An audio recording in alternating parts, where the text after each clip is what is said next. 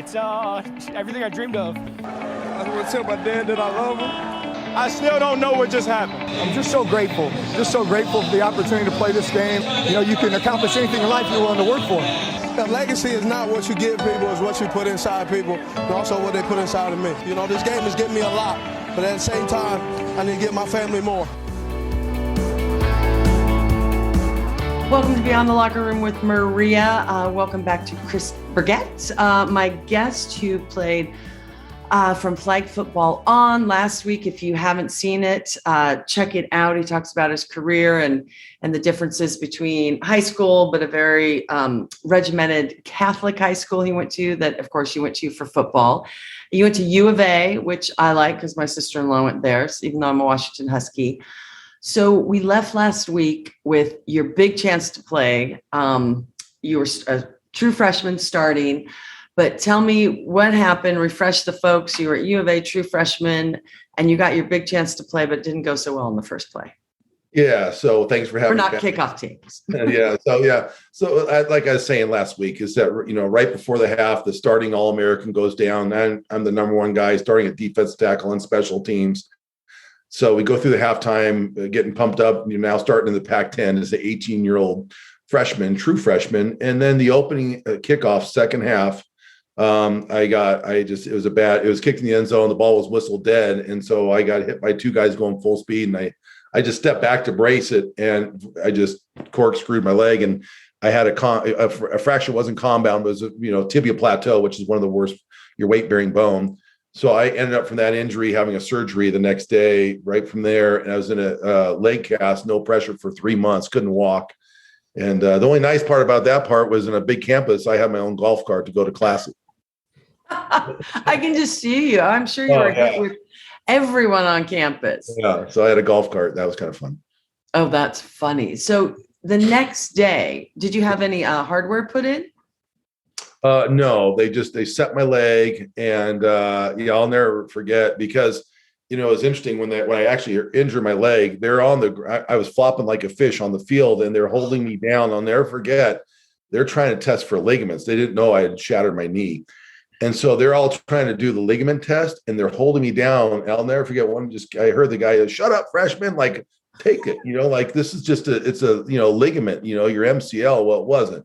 And they realized, so that next day I probably had two coaches, people from the administration, they're all in the hospital room and, telling me that the severity of my injury, once they x-rayed my leg, they knew it was pretty bad when they cut off you, because you have to have leg braces as linemen. Everyone had a mandatory wear them and all that stuff. But you know what, it is what it is. And that was my injury. And you don't like to think that one play can define your career, but that play was definitely a catalyst. But I did go on to play 2 more years. So you're the big freshman, you get this chance. What does that do for your mindset? I mean, especially in today's day, mental health is at the topic of everyone, especially after 2 years that we just went through. But what is your mindset? You're like, yay. And then, you're like, I can't even walk. Yeah, it's devastating, and just trying to keep positive because, at that level, you get one injury like that, the setback, you lose a step of quickness, it really alters things. So it was hard, but the coaches were great, and I was able to stick it out. And I came back my second year, and I redshirted, but I still traveled. I got to be with the team, and that was for me mentally, where I'm not on a scout team getting beat up every day, so I was good enough to be as a reserve backup. If someone went down, I would have come in, but I didn't have to that year. So I redshirted my second year. So I was a redshirt sophomore that year. Well, and I would think that being with the team, is mentally great. Everyone's cheering you on. I can't imagine the rehab. It's different than a ligament rehab, but today's day, they have so much technology. And back then, I'm sure you had to work your ASS off. Oh, yeah, you work your tail off for sure. H double hockey sticks, whatever people say. So I worked out really hard. That's one thing I thank my parents for, is that drive and determination. I worked out every day. I trained because I wanted to come back. I wanted to play. And you're doing ice baths every day, which was difficult. You're training. You have to do so much more because you do lose a step. And then just going through that next year and knowing you're not where you used to be and may never get it back. You just don't know. makes you really try to, overcome adversity and push through it. And I did. And up until I came back my third year and I started as a defensive tackle at Arizona. I had a really good year, made the Claw Club, which is for performing at a high level and on the defensive unit back then. And so I overcame and got us to my third year. And I was excited because you still think, wow, if I can continue, is there a chance to go to the NFL? I really, it kind of, after that injury, it wasn't really a thought. But I did have a good year up until we played in the Sun Bowl against the Georgia Bulldogs. So that was my, the next part, I should say. So you're at the Sun Bowl. You had a great year. To get to the Sun Bowl against Georgia any year, you have to be a good team. Yes. So you're there. Take me through the game. And unfortunately, when you had your career-ending injury. Yeah, it was something that it actually is kind of weird. Georgia back then this is the 2 years after Herschel Walker had just left Georgia. He was the Heisman Trophy winner. Oh my God, we're playing the Georgia Bulldogs, which is a really fun, bowl game. It's right after Christmas. And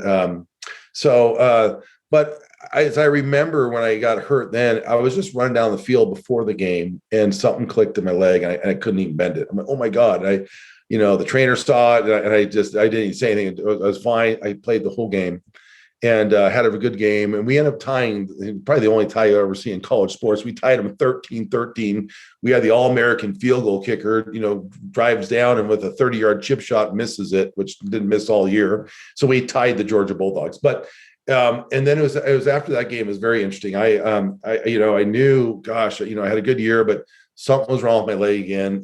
Something was, a piece of bone chip was, causing my leg to lock up.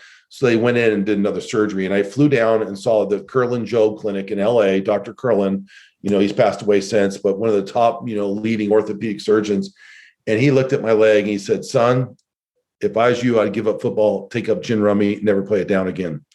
And I looked at him crying, oh my God. So I'll never forget it, hearing this from the top orthopedic surgeon looking at my legs, one of the worst things he's ever seen. So I called up my coach. I'm down in California. And I said, Coach, this is exactly what I was just told. And he goes, Chris, I've seen people come back and go on to have amazing careers. I see people come back and ruin their lives. Whatever you do, I'll back you 100%. I said, send me my papers. I'm done. And that was it. That was the end of my career. Well, that was smart. Before, did you talk to your parents about it? Did they say, son, you got to not do this? No, dad had taken me to that appointment and they knew, seeing me struggle for the 3 years playing. And it's just, like I said, when you're playing against that type of level and each injury, when you come back from a surgery, then I think my playing weight was maybe 255, 260. And so you drop 15, 20 pounds. So to try to, get ready for the season to go against, big linemen every day and just the stress and the wear and tear. And after that was my second surgery, bone surgery in school. And I'm like, it just, it was a pretty easy decision. Not easy from the standpoint it was tough, but in my head, I'm like, there's no way I can, play, 2 more years and not keep ruining my knee. I wanted to have a better. You were smart. A lot of people would have gone, no, I need to play. Yeah. A lot of them do. And, people go on and they have great careers and some ruin their bodies, at a higher level than you and I did. So, not to poo-poo it, but it was just running. So what actually happened? The bone healed, and then what happened? Chip, because it's just when every surgery I'd have, they do a joint debridement where they take out bone chips because I shattered my tibia. So it was just a piece of bone that would come loose and it would get in between your kneecap and it would just cause your leg to lock and you couldn't bend it. I'm like, whoa. And you work it out and it worked out. And so like I said, I played the whole game, with the bone chip that was causing it to lock up. But I played and when you're in the middle of the game, you don't care. You want to play. I don't care if you can walk, you're going to play. Yeah. So you had surgery number 2. You've had a few more than that. In fact, I always remember. How many? Well, I've had 18 total. So I'll never forget. Go ahead. Sorry. No, I had 2 in college, and then since then I had 16 more. So what happened? And I'll never forget. You were on crutches. I saw you at Starbucks in Ketchum, Idaho. This was years back, and I was like, "You're like, yeah, I don't have. Did you not have a kneecap then? I can't remember. It was something that you like. I was like, how are you even walking?"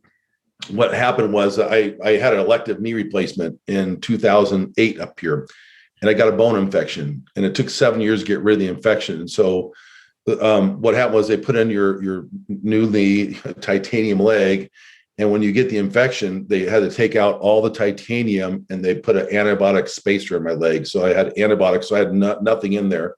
I couldn't walk. There's no knee, no kneecap, no nothing except for antibiotics in the cavity where the knee replacement was.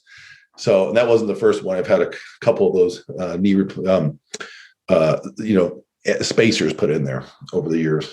So it took all that time. You've had all these surgeries. I would just curl up and cry because it's like, how did you, and I always like to go back to the mental, how did you get through all of that? And does it still bother you today? Oh yeah. My life. Well, so like I said, I had the 2 in college, and then I over the next 20 years, every 2 years, it seemed like I had another joint debridement, just a scope surgery, which, in the big, everything, I got my leg scoped on. It's not like, wasn't like a big deal because I kind of had 2 in college. I was used to a scope and downtime, and, I was very athletic and still doing a lot of stuff at a high level with those scopes allowed me to. And then the reason what happened was I moved to Idaho because I wanted to hunt and fish and hike these mountains and do what we love up here and ski and all that stuff. So I had an elective knee replacement, and it's a risk of surgery. You get an infection, and I have some advice for people looking to do knee replacements or hip replacements. But so when I got like I said, when I had the surgery, I got the infection. It took 7 years to get rid of. And so I've had 8 knee replacements in the last 13 years, I think it is, because of the infection and a couple how do you move on with your day when you can't, you have no choice. You really don't. You can either choose to be miserable and feel sorry for yourself, or you can just choose to do the best you can with what your circumstances are. That's all I can do. Well, your family obviously helped, and your wife now, and, did you ever have to talk to someone besides family and friends? And there's no shame in that? No. You know what? I don't. So no. I've been to I've had a lot of doctors. We had a little incident where my last knee replacement. So I did have to talk to someone because my last surgery, my wife and I made national news. We were a victim of crime when my lower implant broke loose because of this. And so that was my last knee surgery, was in 2019. So it's been 3 years since my last replacement. And that was just my lower part that had to go in. But anytime you do a revision replacement, they're harder than the original because they got to keep going deeper and get new bone. And so, my whole leg is titanium, basically, almost down to my ankle. I've had so many surgeries. And my last one, I had a 33% chance of losing my leg from above the knee, but it didn't happen. So I'm so careful now because the next one, it won't be, there's just no room for a next. And so I'm grateful every day. I just want to walk. If you can walk, it's life is good. I go to the gym, I can ride a bike, and I can walk. It's like, it's very grateful. Which is crazy because we live in a town. I tell everyone, wherever I go to travel, I'm like Sporty Spice. Ooh, you work out, you're in shape. In Ketchum and Sun Valley and Haley, Idaho, and the Wood River Valley, people are just nutty in shape. Yeah, they are. And I feel like a toad right now. They are in shape, but we have a beautiful gym here. And when you've gone through this type of adversity, you can't wake up and be grateful that you're alive or walking. And that's what it is for me every day. And it's hard. I see people on the mountain. I see people running and all these things. And it's like, it is what it is. What are you going to do? You can either, just choose to, not feel sorry for yourself. Otherwise, you would be choosing other things that would not be more destructive. And so, life is good. I'm happy. The experience of sports, as hard as it was, I still have nothing but, good memories of what athletics did for me, pushing. Well, and it made you who you are today. And I really have to, it's such for me, people can just, we both have had so much cancer touching our lives, not me personally, but, family and friends. And you just really have to wake up. My dad used to go, God rest his soul. He used to go, I go, how are you today, Baba? Daddy in Greek. How are you today? He goes, I read the obituaries and I'm not in them. So it's going to be a good day. Oh, that's a good one. Isn't that a good, and it's so true. I mean, I'm here and it's, 12 hours a day, big whoop, 20 some days in a row. I'm, making money. The rodeo is my, it's my family. And it's like, you just have to, wherever you are, appreciate where you are and that you weren't in the obituaries that day. 100%. Above ground. I mean, and everyone has it worse than you. I talk to some friends and, everyone likes to complain and this and that. But then you hear a story like yours, it's like, in this sporty spice town that we live in. And it's like, you were just happy to get up and enjoy life. Go for a walk. It's all good. Yeah. And pursue. And you will get into a little bit of it. I mean, you went through all this and I'm always like, what email do you have? You've started and worked for all these great companies and you're just always pushing yourself. Yeah. And do you think a lot of that, I mean, obviously came from your family and your career and what you've had, all the adversity in your life you've had to go through? Yeah. Well, my dad was an entrepreneur, out of Stanford. He started a company, very successful, and sold it. So I've always had that entrepreneurial spirit. So I'm a serial entrepreneur and I've probably started 7 companies, I don't know if that's good or bad, but we've been very close, every one of them. And different things have happened, different exit strategies. We still have one out there in the sports world. So yeah, I feel like, I love being in the startup and the excitement of trying to create something that people can use and, do good with. Well, and talk about, is it the draft card, the one that you started for the electronic stats and all that? So that one. It's a kind of funny story. So I'm up here. One of my best friends who's up here too, he had bought a company called NCSA, and it stands for Next College Student Athlete. So they hired me as a head scout recruiter, and they've helped place over 70,000 athletes. There's 1,000 employees out of Chicago. And I did social media, and I was a head scout, and I was an Olympic scout. So I did all sports, not just football. And it was a lot of fun. I spent 2 years, but while working with this company, I just kept saying, gosh, it'd be nice to have these, like their picture, because you'd have a resume with a little headshot in the upper left with their bio and everything. I'm like, gosh, if we could put all that data into that picture, like an old baseball trading card. So we started a company called Draft Card and bought the name, raised $1 million and launched Draft Card. So it's a platform to help kids with these verified resumes share them through social media. And so we're still out there. But then the pandemic hit, really altered life as we know it for, a startup, trying to, you're in the process of raising and getting your brand out there. These schools couldn't travel. So it's pretty much shut us down. It's still there. We've had a call this morning. My wife is running that. I'm involved, and we have a couple partners, really good partners behind it. So that's still alive. One of the startups I've been, was involved in starting, called Draft Card. I love it. And you have a book in progress. I was supposed to write a book during the pandemic, like a lot of people did, and I did not. And then I kept going, okay, when this person, it has to do with cancer and older parents. And I was like, and then this person, when she's in remission, the book will be done. It gives me 2 years. Yeah. And I wasn't working a lot. So but of course because you're a serial entrepreneur and you can't sit still. Your mind is always going. Yeah. So you're have a book in progress as well. Yeah. Well, so the funny story on that one. And so back in the day, I dated an artist, and it was always about the artist's way. This Julia Cameron came out with this book called The Artist's Way. And it was a way of unleashing the creative juices of artists. And they had all the morning notes to kind of, and she made $1 gazillion. And I remember the day I heard about that, I got the URL called The Hunter's Way. I've had it for over 10 years, just holding on to it. And then when the pandemic hit, and with our experience, what happened with the rideshare operator with our deal. And then I don't know if I told you this, but a year ago, Christmas, our home was burglarized. My arm fell on meth. Can't make this stuff up. Our Arlo's camera caught the person. And because of those experiences, I decided to, you know what, I'm going to activate that URL with The Hunter's Way. And it's going to be The Hunter's Way, surviving today's modern times, whether it's the pandemic, whether it's crime, that you're dealing with, just a changing world politically and what's kind of happened and how you can survive what's happening. Whether it's, your power goes out, you get a flat tire, you come across someone's little, there's just things so I've been working on this. I hired a ghostwriter, and Been having a lot of fun. Just got the book cover there today. I'm like, oh, okay, it's not bad, and I'm like, who's going to run and read The Hunter's Way? But I like the title. I've always loved The Hunter's Way. And again, with what's happening in this crazy world, there's some things that we can all learn. And, so that's what I'm working on. That's the book. Well, and you inspire me because, like I said, you're always working on something.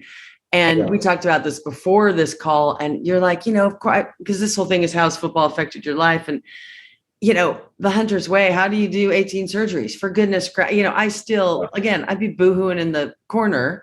Yeah. And that's okay too, but you have to get help. And if you need it, and you just survived all of that, and you just keep thriving.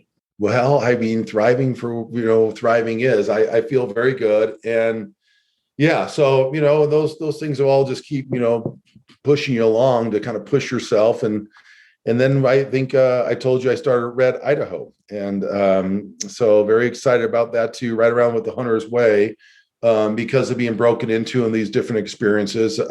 We started Red Idaho, which has been selling our hats down at the different stores here. Everyone really loved what we're doing, Red Idaho. And I always say, it doesn't matter if you're red or blue, we're all red, white, and blue, right off the start. But there's certain things out there happening that, made me really kind of stand up. And whether it's our Second Amendment and, I love the hunt and fish, I love the outdoors. So there's a lot of things I like to do with our Red Idaho. And when Virginia flipped, we rebranded to Red United States, and we rolled out Red Texas, Red Florida. We have 14 states right now. Just raised a lot of money to help, we're selling merchandise, and we're supporting different, candidates, and just having fun, and so that's my latest adventure. My goodness. There's a lot going on. And if you can stay positive and turn, lemons into lemonade, like you have for all your endeavors, I think it's fantastic. So a couple last closing questions. Do you have one favorite football memory of your career? It can be flag, or what stands out that you were like, that was a turning point in my life? When we won the sophomore championship game, we all went to the pool and celebrated jumping off the high dive in your pads, all in your pads. That was pretty fun. I have to say, looking back, I wish I had some bigger career moment where I, recovered a fumble and ran in for a touchdown. But no, I think celebrating with my team and the accomplishment, that was a pretty fun, I always look back on and go, God, how fun was that? And then I always end with, you've talked about it the last 2 podcasts, vlogs. How has football affected your life? That's the theme here. You know what? It's a big question.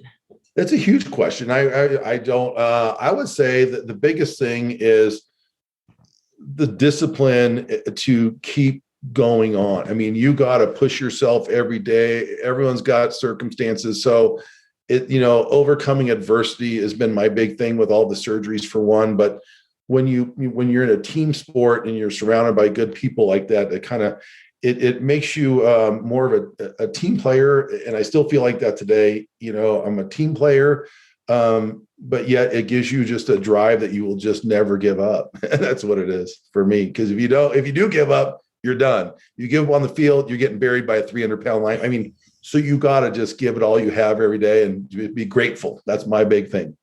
Well, and you always are. You always have a smile on your face, even when I see you and you can't put pressure on your leg over the leg. I can't walk, but I'm alive. Life is you're good. like, but I'm having my latte and life is good. And we can all learn from that because, like I said, everyone has their deal and it's all relative. But when you talk to someone like you who's overcome all this and then, robbed at gunpoint, it's just like, and you're still smiling and you're still grateful. Well, and I'm grateful for you being on this time with you, and I appreciate this. This has been quite a lot of fun. Well, thank you for coming on. We'll have all of Chris's endeavors in the down below. So click on those. Don't forget to hit the subscribe button if I can speak. I've been having problems in Texas speaking with all my Get another latte. Get another latte. I do. I need more caffeine. And tune in. There's more with Beyond the Locker Room. And don't forget, all the past episodes are great as well. But thank you to my friend Chris.